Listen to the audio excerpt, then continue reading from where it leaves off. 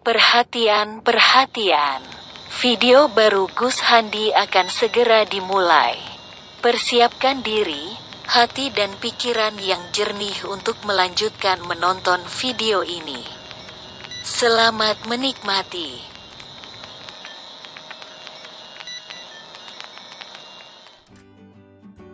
Assalamualaikum warahmatullahi wabarakatuh. Kembali lagi bertemu di channel Cendekia Muslim. Teman-teman sekalian, kali ini aku coba masuk soal isu yang lagi hangat dibicarakan di ruang publik, yaitu soal berita beberapa hari yang lalu Ustadz Abdus Somad ditolak masuk ke Singapura. Jadi sebenarnya yang lebih tepat itu bukan dideportasi, tapi ditolak masuk. Kalau dideportasi itu pemahamannya secara umum, secara sederhana, secara mudah, secara simpel itu orang yang sudah ada di dalam sebuah negara kemudian dipaksa pulang. Itu pengertian yang sempurna dari deportasi.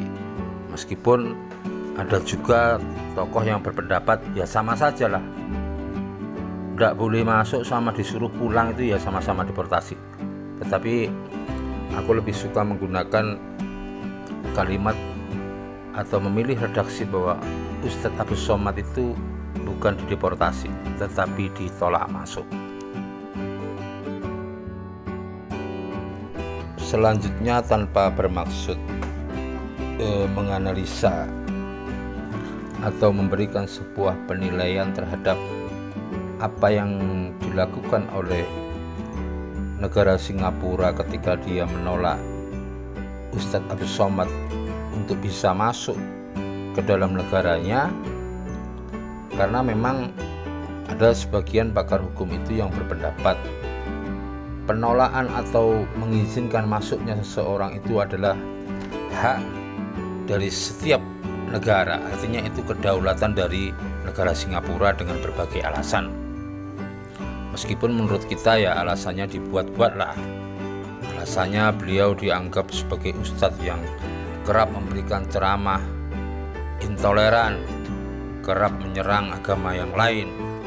Itu bagi kita sesuatu yang mengada-ngada lah, sesuatu yang mengada-ngada. Tetapi sekali lagi memang menurut pakar hukum internasional itu adalah hak dari sebuah negara tentang bagaimana mengatur soal keimigrasian. Meskipun ini kalau di ruang publik banyak sekali beragam reaksi dari warganet mempertanyakan sikap Singapura. Kenapa terhadap tokoh besar ulama Indonesia yang masih sebatas sebuah tuduhan, tidak pernah menyandang status sebagai tersangka dalam sebuah penistaan agama, dengan sebegitu mudahnya ditolak untuk masuk?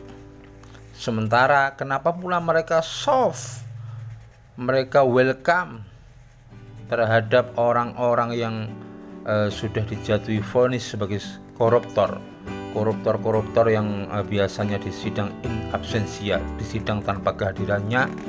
Itu banyak sekali yang memilih kabur ke Singapura. Itu yang menjadi pertanyaan warganet. Tetapi aku juga ikut menghimbau lah kepada teman-teman, kepada semua umat Islam untuk santai saja menanggapi ini. Mungkin ini bisa kita reaksi dengan reaksi yang cerdas seperti apa yang disampaikan oleh Ustadz Abdus Somad.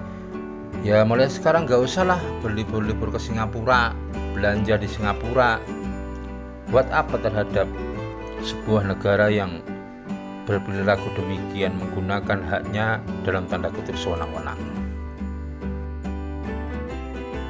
Kemudian yang ingin aku bahas selanjutnya ya, kalau soal kontroversi atau debatable tentang penolakan UAS, aku anggap sudah sepatutnya kita lupakan lah.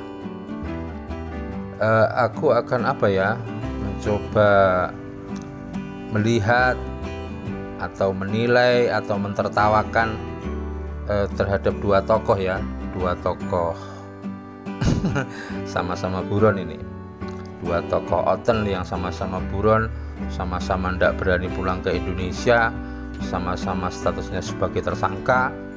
Siapa lagi kalau bukan Mbah Udin dan Zong, Mbah Udin dan Paul Zong. Tertolaknya Ustadz Abdus Somad ke Singapura kemudian menjadikan keduanya itu membuat satu reaksi dalam kontennya, menyerang pribadi Ustadz Abdus Somad, menyerang soal khilafah, menganggap bahwa ajaran Kristen bisa diterima dimanapun, ajaran Islam rentan, sulit untuk diterima dimanapun gitu. Padahal kalau dua orang ini dua orang ini masuk ke Singapura pun belum tentu diperbolehkan, karena ada sebuah pemberitaan ya, yang ini sebenarnya semacam sebuah informasi kenapa Singapura itu menolak kehadiran Ustadz Abdus Somad.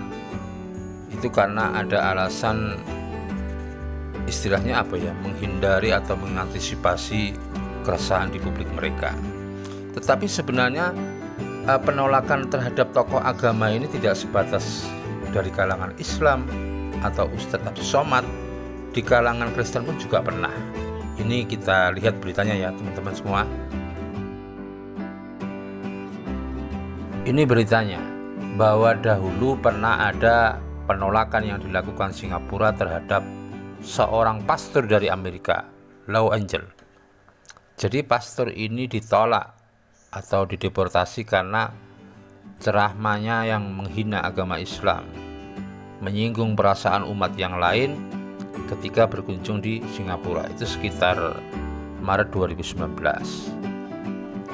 Jadi ini sebenarnya satu hal yang biasa, artinya ini hak dari setiap warga negara lah.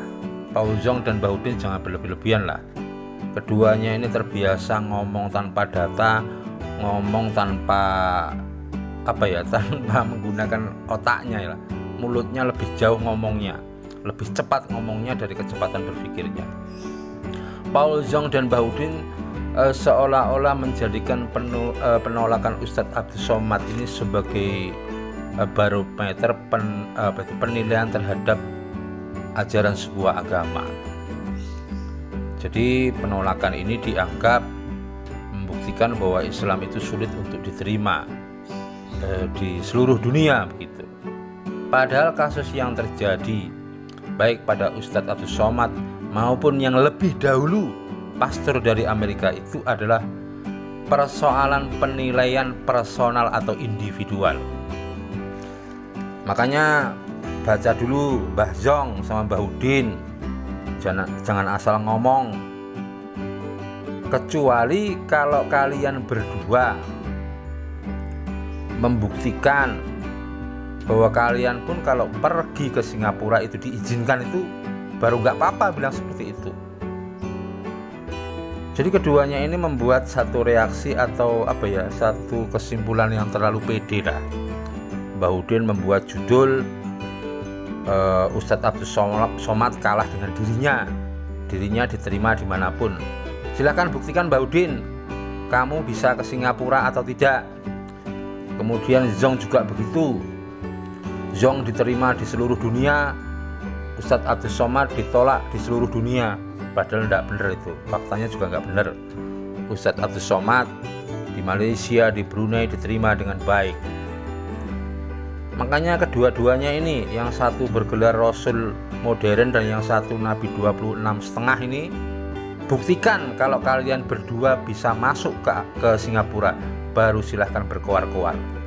Kalian berdua jauh lebih parah, dan aku meyakini dengan status sebagai tersangka, kalian pun kalau ke Singapura juga akan ditolak. Bahkan dalam tanda kutip, sebenarnya kalian berdua pun ditolak masuk ke Indonesia. Jadi jangan mimpi Mbah Udin sama Zong. Ini persoalan individual, tidak ada istilahnya tidak bisa dijadikan barometer untuk menilai sebuah ajaran agama. Mimpi Mbah Zong sama Mbah Udin berkoar-koar nggak tahu malu, membuat kesimpulan yang sesat dan prematur. Kalau kalian berdua memang konsisten dengan omongannya, silahkan dibuktikan pergi ke Singapura. Jangan kabur-kaburan terus. Jangankan ke Singapura, ke Indonesia pun kalian tidak berani. Oke teman-teman, itu yang bisa aku sampaikan. Semoga ada manfaatnya. Billahi taufiq wal hidayah. Assalamualaikum warahmatullahi wabarakatuh.